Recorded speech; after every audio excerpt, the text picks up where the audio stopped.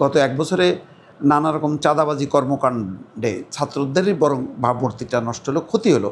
দলটা এখন আর কোনো জনপ্রিয়তা নেই। তরুণদেরকে এই ক্ষমতা এবং ক্যাবিনেট শেয়ার করার ফলে যেটা হয়েছে, তারা মনে করছে যে আর পড়াশোনা করা লাগবে না, রাজনীতি করলেই হবে।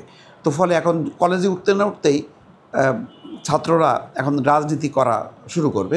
এনসিপি এখন আপাতত অপ্রাসঙ্গিক হয়ে গেছে, এটার আর কোনো গুরুত্ব আছে বলে মনে হয় না। গুরুত্ব বাড়ানোর জন্য তারা এখন 9টা দল মিলে জোট করে টিকে থাকার চেষ্টা করতেছে।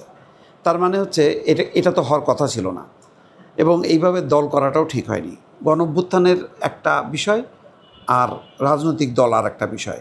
রাজনৈতিক দলটা একটা দীর্ঘ প্রক্রিয়ার মধ্য দিয়ে, চর্চার মধ্য দিয়ে, সুনির্দিষ্ট আদর্শ লক্ষ্য মধ্য দিয়ে আস্তে আস্তে গড়ে ওঠে। কিন্তু একটা হঠাৎ উত্তাল তরঙ্গ, আমি যদি সমুদ্রের ঢেউ দেখে মনে করি যে এই ঢেউটা সবসময় থাকবে, তা তো না। কখনো স্বাগত আবার যখন মানে কী বলে শীতল হবে, ঠান্ডা হবে, তখন তো আর ওই ঢেউ থাকবে না। এখন আমি ঢেউ দেখে খুব লাফাইতেছি, কিন্তু এই ঢেউ তো অস্থায়ী। তো গণঅভ্যুত্থানটা তো সারা বছর ধরে হবে না, গণঅভ্যুত্থান একবারই হবে, এবং এটা একটা তার স্বল্পকালীন মেয়াদ আছে।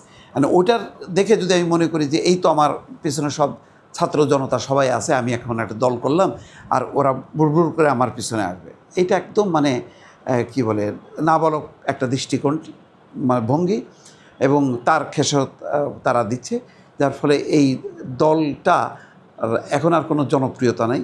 এবং গত এক বছরে নানা রকম চাঁদাবাজি কর্মকাণ্ডে ছাত্রদেরই বরং ভাবমূর্তিটা নষ্ট হলো, ক্ষতি হলো তরুণদেরকে এই ক্ষমতা এবং ক্যাবিনেট শেয়ার করার ফলে যেটা হয়েছে, তারা মনে করছে যে আর পড়াশোনা করা লাগবে না, রাজনীতি করলেই হবে। তো ফলে এখন কলেজে উঠতে না উঠতেই ছাত্ররা এখন রাজনীতি করা শুরু করবে। তারা মনে করে যে রাজনীতি করলেই কোটি টাকার মালিক হওয়া যাবে, মন্ত্রী হওয়া যাবে। তো মানে দৃষ্টিভঙ্গিটাই অন্যদিকে চলে গেল। নেপালে দেখেন ওই জেনজিরা তারা বলছে যে না, এটা আমার মানে সরকার অংশগ্রহণ করা আমাদের কাজ না, আমাদের কাজ পড়াশোনা। তারা পড়াশোনায় ফিরে গেছে। কিন্তু বাংলাদেশে একটা অদ্ভুত ঘটনা ঘটলো, যার সাইড এফেক্ট দেখলাম। বিভিন্ন বিশ্ববিদ্যালয়ের ভিসিরা অপসারিত হচ্ছে, অধ্যক্ষরা লাঞ্ছিত হচ্ছে, হেডমাস্টাররা লাঞ্ছিত হচ্ছে ছাত্রদের দ্বারা। কারণ ছাত্ররা মনে করে আমরা তো এখন যুদ্ধ করে আমরা স্বাধীন করছি, সুতরাং আমরা যা করব সেটাই হবে। এইটা একটা চরম ভুল, এবং এটা ডক্টর মোহাম্মদ ইউনূসেরও একটা চরম ভুলের একটা পরিণতি, যার ফলাফল কোনোভাবেই ভালো না। আলটিমেটলি দীর্ঘদিনে যারা রাজনীতির চর্চা করছে তারাই টিকে থাকবে বিএনপি, টিকে থাকবে আওয়ামী লীগ, জামাত, এরাই থাকবে। কিন্তু এরা থাকবে বলে আমি আপাতত মনে করি না, কারণ এখানে কোনো রাজনীতির উপাদান দেখি না। এখানে একটা প্ল্যাটফর্ম বলা যায়। আপনি দেখেন ওই জাতিসংঘের একটা অনুষ্ঠানে তাসনিম যারা খুব আধুনিক মনের, সে বক্তৃতা দিচ্ছে, মিশছে সবার সাথে।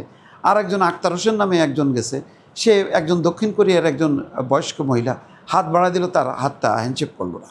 তো এই যদি ধরনের দৃষ্টিভঙ্গি থাকে, একজনের হচ্ছে চরম হচ্ছে আফগান দৃষ্টিভঙ্গি, আর একজনের হবে পশ্চিমা দৃষ্টিভঙ্গি। এইটা মিলে মিশে তো ককটেল হবে, রাজনৈতিক দল হবে না।